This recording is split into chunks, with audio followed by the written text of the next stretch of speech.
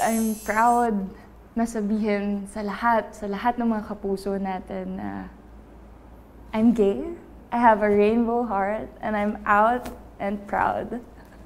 Naging emosyonal si Arabella Star Clea Pineda sa kanyang pag-amin bilang isang gay. Natakot pa raw siya dahil baka maapektuhan ang kanyang personal life at career.